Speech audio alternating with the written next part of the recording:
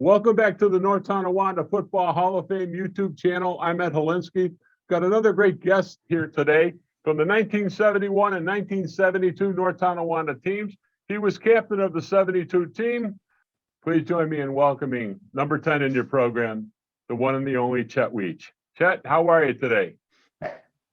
Hey, good morning. I'm fine. Thank you. Welcome to New Jersey. It's a pleasure to be here with you, and I'm humbled after seeing some of the great athletes that you've already interviewed that you called me. Well, I mean, you were no slouch in your high school career as well, too. It just wasn't all about football. You had quite the track career as well, too, and you palled around with some great athletes and quite the cast of characters as well, too. And to this day, you're close to many of them as well, too. I think it's a wonderful thing, after all these years, and you've been out of high school since 1973, that you maintain a close bond with some of these people. Oh, it's a great bunch of guys, and I do maintain contact with a lot of them. Dave Shanowski, Roy Eichler, Lee Rinkowski, Mike Franzik, to name a few. And I'm sorry if I skipped anyone, but it's always a pleasure to get together with those guys that have not, just to chat with them on the phone. Back in the 1971 season, your junior year, that was really a pivotal time in North Tonawanda football. George Vetter had retired. Chuck Ramsay was brought in. Chuck Williams remained on the staff. I'm not quite sure who the other assistant coaches were at that point. But after 34 years of George Vetter being at the helm, what were your thoughts with Chuck Ramsay coming in and being the head coach of North Tonawanda football? Well, I was pretty excited. I didn't get the opportunity to play for George Vetter. I missed it by a year, but my senior year, I was the president of the varsity club, and George Vetter was a faculty advisor. So I got to know him quite well in that capacity. But I was excited to get Chuck Ramsay in as the new head coach. When I felt kind of bad for him, he was following a legend. But if you can recall, Ed, or guys who played then certainly recall, the NFL schedule was no more. We dropped teams like LaSalle, Trot, Lockport, and I don't mean to demean, the victories that NT teams won over that year, but we added Amherst and Sweet Home, which were pretty good programs, and it was time to open things up a bit. Who was, besides Coach Williams on that staff, who else were the assistant coaches? The offensive line coach was George Tedder, and the defensive line coach was Dave Anastasi, two good men also. Okay, terrific. 1972, you were named one of the defensive captains of the team. What did that mean to you back then? Oh, it was, you were elected by your teammates, Ed, so it was a great honor, to represent them. I was a North Tonawanda football fan from the time I was about 5 years old, and my stories are similar to the other guys. They grew up in neighborhoods emulating these guys who were varsity football players at North Tonawanda. And I grew up on 14th Avenue. On 15th Avenue, I had two greats as almost neighbors, Freddie Wiechek and Tony Krensky, who was a great player, sometimes forgotten at North Tonawanda High School. I went to games with my dad. They were some of the best memories I ever had with my dad. As a young kid, we'd walk to the stadium, and on the way back, after the game, after a thoroughly enjoyed evening, he'd always have that apple in his pocket for you or something to make it special, What do you remember? What sticks out from your high school career in the 71 and 72 season? Gosh, if I could go back to the 71 season for a minute about Coach Ramsay, he took a lot of flack at the first four games of his initial season. We were 1-3 after those games. We lost a couple of heartbreakers, as I recall, to Amherst and Ken Maurice. I think we might have lost 3 of the first 4 games by a grand total of maybe 16 points. And we ended up the 5th game of the year playing Ken Maurice. And this is one of my great memories, but a good segue back to the question on Coach Ramsay. And boy, we put it all together that day. They were number 1 in the state. They were undefeated. We beat them 28-0. And I mean, we ate their lunch, so to speak. And I always thought after that game, there was an article that even these many years later, I remember in the Tonawanda News. And Coach Ramsey took some flack those first 4 games. And then after we beat Ken Maurice, the community started to warm up to him. And, he said, I remember this, he said, don't blame the players. They're committed to playing the very best they can. And, he turned it. He didn't defend himself. He thought of us first. And I thought that was a tremendous interview on his part. And, Coach Ramsey was an outstanding coach. He and Coach Williams. I had the utmost respect for both of those guys. Not only were they great coaches, but they went into the right profession because they were great teachers too. And they were great mentors. And, Coach Ramsey brought in a new system. People forget to go from the single wing to like a spread offense with motion. People sometimes forget we hung 28 points on Ken Maurice that afternoon. We hung 54 points on Niagara Wheatfield in a game earlier than that. And we hung 47 points, as I recall, on Tonawanda, which stood for the longest time as the largest margin of victory until that state championship team came along at North Tonawanda. So it wasn't about systems and it wasn't about players. I didn't meet a guy I played with in high school that liked losing, believe me, and they all gave 100% the whole time. It's, that old cliche, it's not a round ball, so sometimes it takes funny bounces.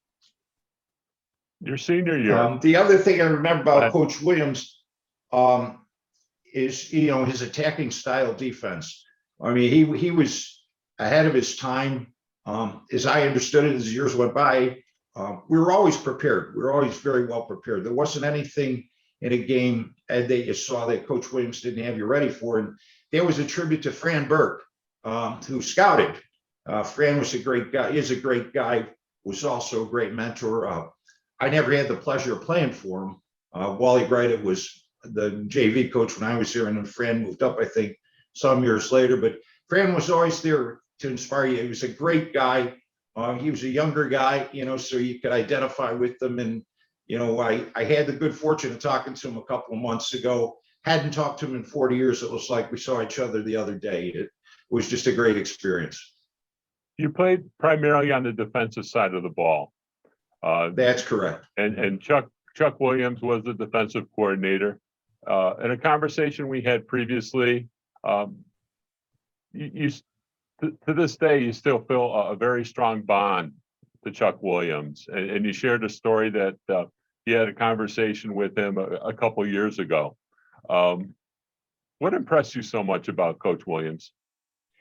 Just the way he carried himself, Ed. There was something about him, and he was not a rah-rah kind of coach. He inspired you, but he had a mutual respect for his players, and you really wanted to give your all for him because he invested, as did Coach Ramsey, so much of himself into the game. Like I said, these guys lived and breathed it, and boy, to this day, I'd run through a wall of fire for either one of them. The defense was known as the Wild Bunch. That was the nickname of it. What did that really mean? And especially as a defensive player, you were part of the Wild Bunch? Well, gosh, if I recall correctly, Ed, you're probably the better sports historian than I. That was named after the USC defense some years before, wasn't it? The Wild Bunch moniker. But to make a long story short, it gave you a little bit of a swag. And, I was fortunate in my junior year, I told you previously, to play behind Keith Piscucci and Billy Smidell, and those two guys, I think, were all league players. So, boy, they cleaned up all the offensive tackles and lead blockers, and all you had to do was sit back there and make tackles. And it was a pleasure to play with those guys. My senior year, there was a complete turnover. A junior year, I think, on defense, as I recall, two of us were juniors. Dave Schnowski and myself. Everyone else was a senior. So, and on offense, I think there were two starters who were juniors my junior year, and the rest were seniors. So there was a complete changeover senior year. And senior year, I had the pleasure of playing behind guys like Roy Eichler and Billy Hole and Brian Mishko, God rest his soul, and Billy too. They did a pretty good job of keeping people off you and making you look good at times. Which funny story. Billy Hole and I became very good friends. So years later, and the way I was introduced to Billy Hole, Billy was kind of a bully, and he kind of liked that, but he had a kind heart. His heart was as big as he was. And a wrestle game, first play, and you should always be ready on the first play of a game, Ed. They say, oh, you need that first hit to settle in. Well, sometimes it's a good thing, it's a bad thing. First play, I'm across from Billy Hole. He lands a right cross, and I mean, he just splatters my nose all over my face. And I'm going, whoa, this is one tough dude. I'm glad he's going to be on my side next year. When we became friends. Another great athlete he got to play with was Kenny Script, who, my God, he was phenomenal. Ed, people don't know how much pain he played through, particularly his senior year. I mean, he was playing on two bad wheels. He used to have to go see a physical therapist for a little help before games on Friday. One of the most mentally tough guys I've ever known. And he could have been a Ford sport letterman. And Kenny was a great football player. He played for George Vetter's sophomore year. I remember because, boy, we could use him on JV. Great running back, a great defensive player too. He was a great basketball player. He was a good baseball player. Outstanding track man. And in '72, I think where we ran into a problem is, to tell you how dedicated Coach Ramsey was. He took the starting backfield, which our senior year would have been Dave Shanowski, Ken Script. I think he was trying out Ray Selesky at fullback, another poor guy who's passed too soon. And John Carlo was our quarterback in the center, Wes Terry. And they got together, they worked for a year, Eddie, on, timing and, just running plays. And the plan was that Dave Shanowski was going to be the blocking back for Kenny Script. And a lot of people forget this about Dave. Dave was a great track guy too. He's fast as lightning. He could run with Kenny in 100 and 220. And the plan was that, Dave not only would be a threat as a running back, but he'd be a blocking back, because Dave is probably one of the most mentally and physically tough guys I've ever met in my life. To this day is, and we've remained good friends. And we played in the opening game, and I recall early on, it must have been like the third play of the game, Dave Shanowski carried the ball. He got tackled, he blew out his right knee. He was done for the season. So then we had to make some adjustments, but after an entire year, so the best laid plans, my friend, I guess, is the moral of that story. And going back to '71 for a moment too, after that 1-3 start, we were 3-1 in the second half of the season. And you could see that, as we became more and more familiar with the system, we got better and better, and had some great athletes that year. Remember Rush Kish was one of our running backs, Dickie Potts, who, was like getting run over by a bus in practice, literally. Good guys.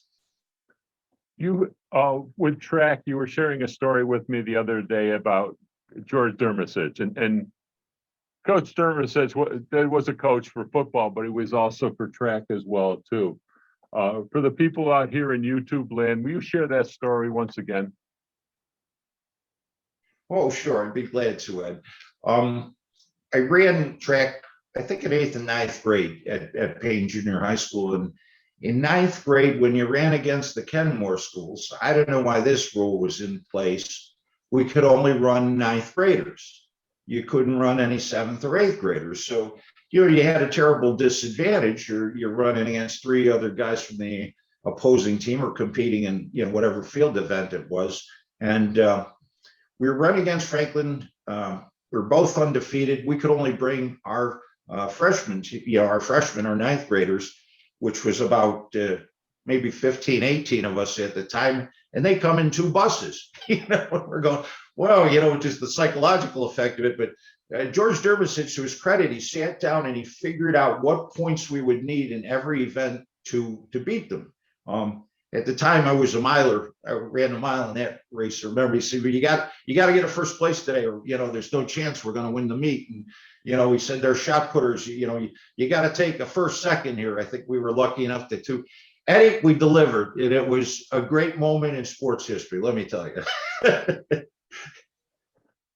After high school, was it difficult for you to take the helmet off and hang up the spikes?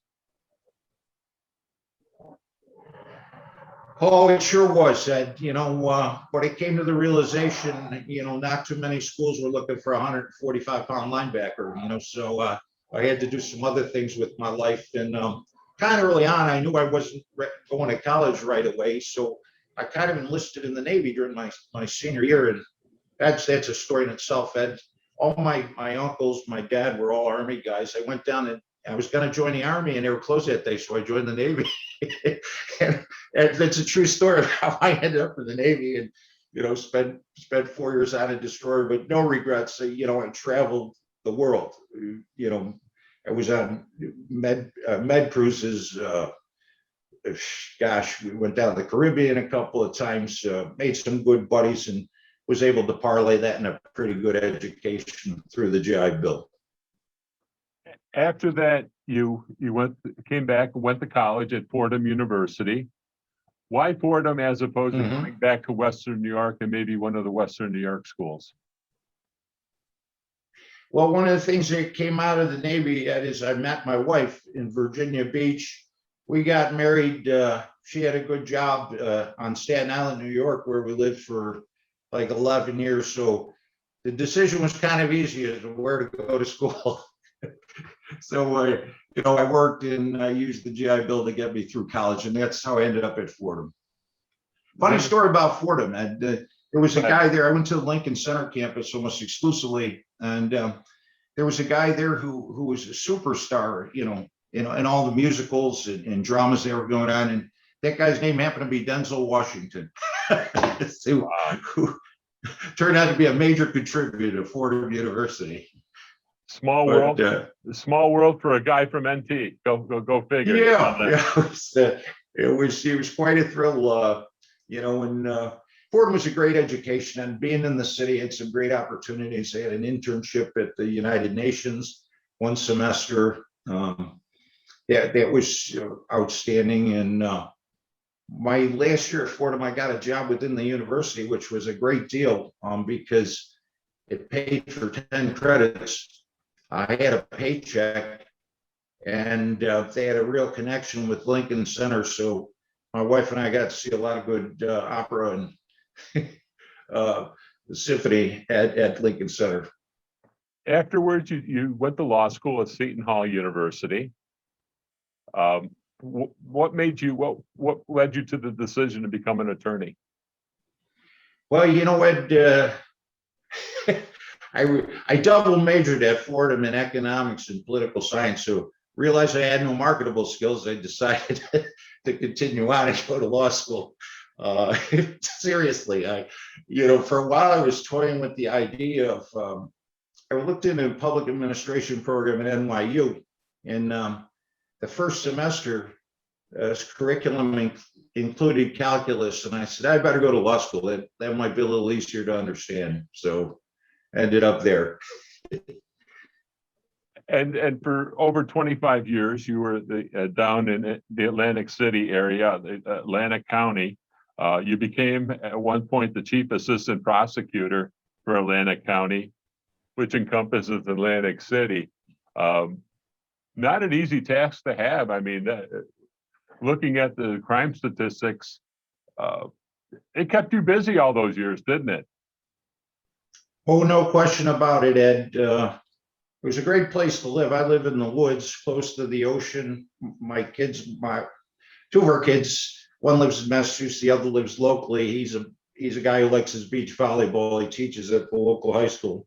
But it was a great place to raise a family. And at the same time, you're right. I mean, there was plenty of work to do in Atlantic City. And in fact, the last 5 years, my career, a very good friend of mine who I'd worked with early on in the prosecutor became the county prosecutor.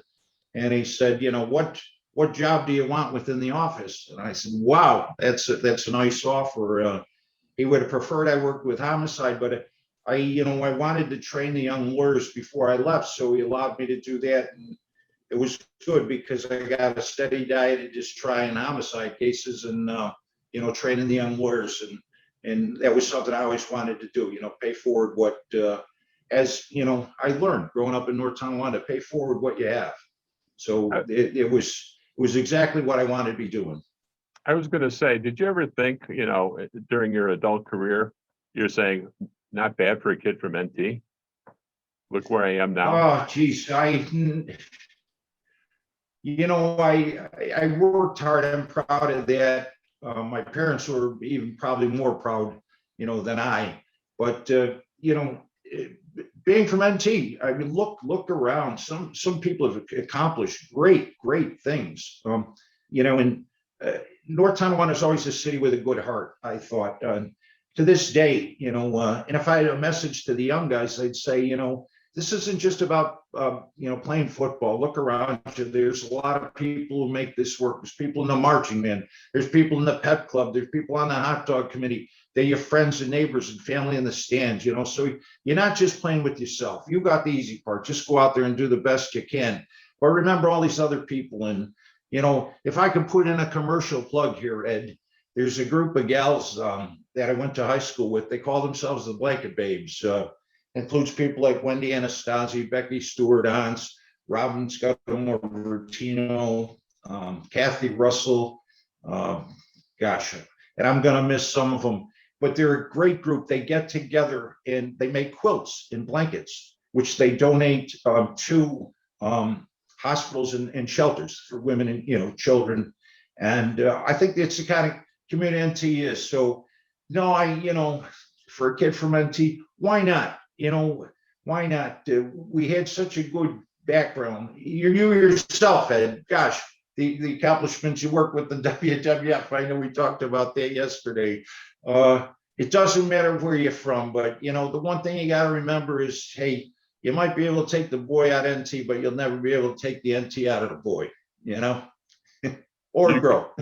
You get together with several of your friends and former players, or you try to on a regular basis, sometimes yearly, sometimes not yearly. Do the stories get more embellished and get better each time every year when you guys get together? Oh, heck yeah. My goodness. There's sometimes I listen to these stories, I go, I was there, that never happened. But you don't want to take away the person's thunder. So you go, yeah, well, it was tremendous, wasn't it? And then there's some incredible things that happened that probably be best forgotten. Do you have any regrets about your high school career, whether track or football? None whatsoever. They were great times. I get up in the morning. If I could show you something I got here, Ed.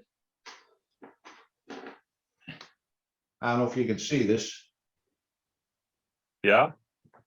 This is a picture Brian McKnight gave me, and I keep it on my bureau. And the people in his pictures are Roy Eichler, Mark Ciesica, myself, Billy Hull, Tom Fleck, Brian McKnight, Kenny Script, Lee Rankowski, Mike Petrus, all good men. And if any of you happen to see this, you guys, you don't notice already, but I wake up in the morning looking at you. And I'm grateful for your friendship and the camaraderie that we had during all those playing days, and Ed, it's not about winning or losing, to these young guys. I hope when they get to be, old guys like us, they appreciate so much more the whole picture that you got playing at North Tonawanda. And, as long as you went out there, when you put on that uniform or whatever, you picked up that instrument or you got on stage to deliver those lines, if you did the best you could, you were a winner. And, if you have memories like I'm sure you have and I have, you never lost it. You never lost a day there. No doubt about that. Chet Wiech, this was fun. I appreciate your time today. I wish you well. I wish you good health. And thank you so much for joining me today on the North Tonawanda Football Hall of Fame YouTube channel.